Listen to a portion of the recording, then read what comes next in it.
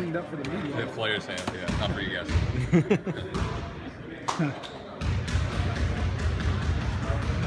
Anyone? So with Lon moving into a new position in August, you're going to take on some more roles as the GM of the Suns. Can you talk a little bit more about what more you're going to be doing in the fall? Sure, yeah. Lon will still be heavily involved with us. You know, it's been a great couple of years from my perspective, just in terms of our working relationship.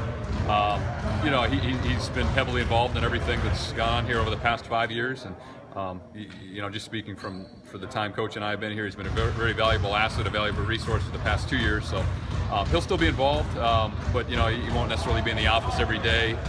You guys might not see him at practice every day, but you know, we're still going to lean on him for advice and counsel. And you know, obviously he has a wealth of experience between his time representing players on the agent side and now, you know, working in the front office side.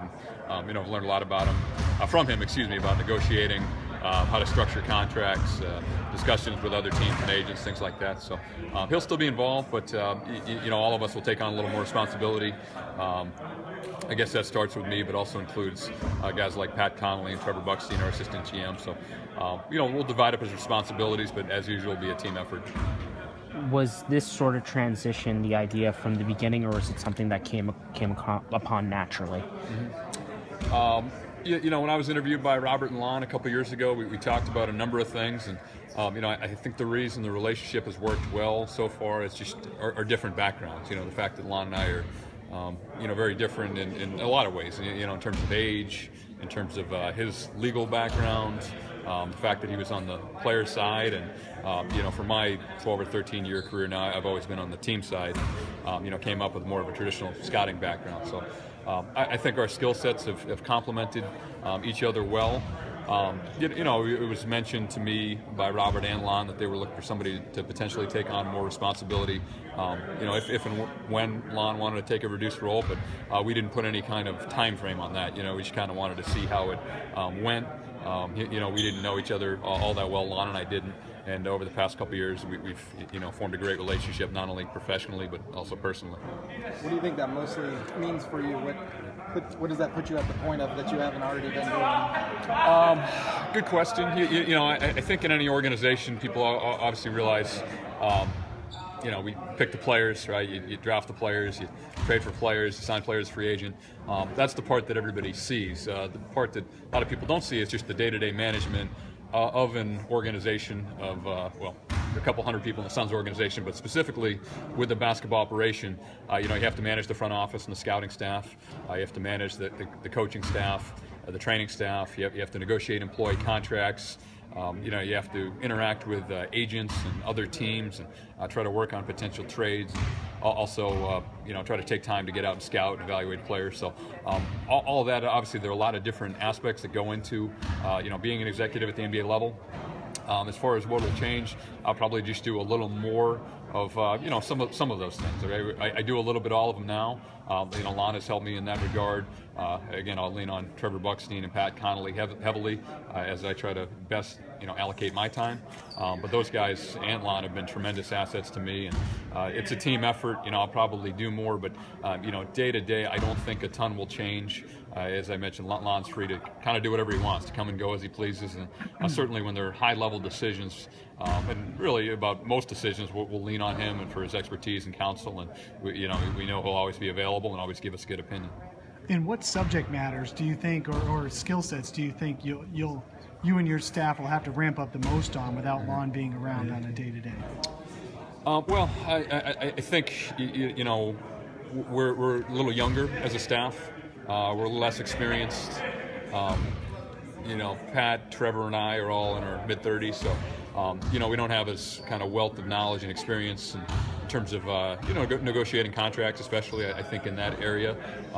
You know, he does a great job of telling us how a player and the player's agent will view things from their side, because he has been in their side, he's been in their shoes, he kind of knows what they're looking for.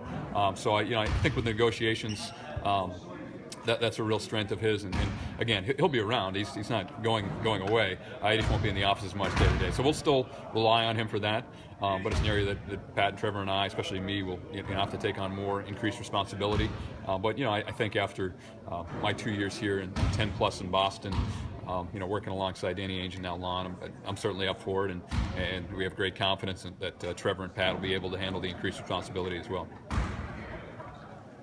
Is it going to make a leaner front office too? Because you're with John departing and Right. Lon.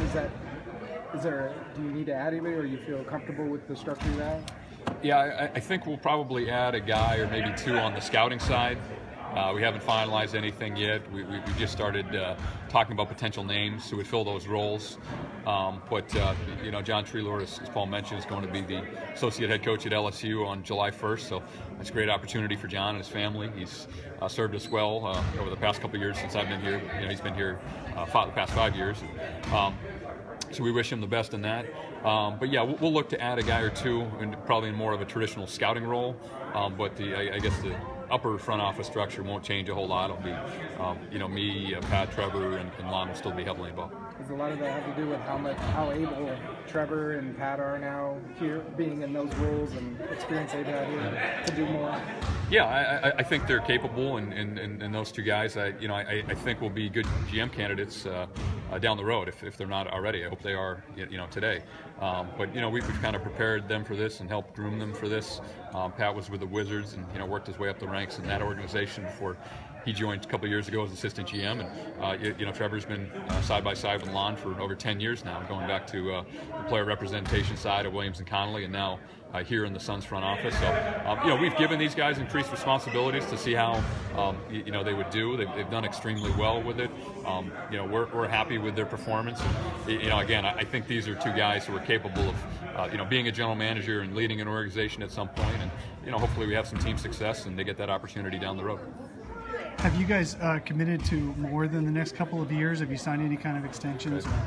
Well, I don't want to get into that. The specifics of contracts. I guess some of that I still view as sacred. Maybe I'm a little bit in the minority there. All I'll say in that is kind of reiterate what's in the release. We're all under contract for multiple years. Myself, Pat Connolly, Trevor Buckstein, and the top guys in the front office. So we have multiple years on our contracts. Hopefully we're here a long time. We're young guys.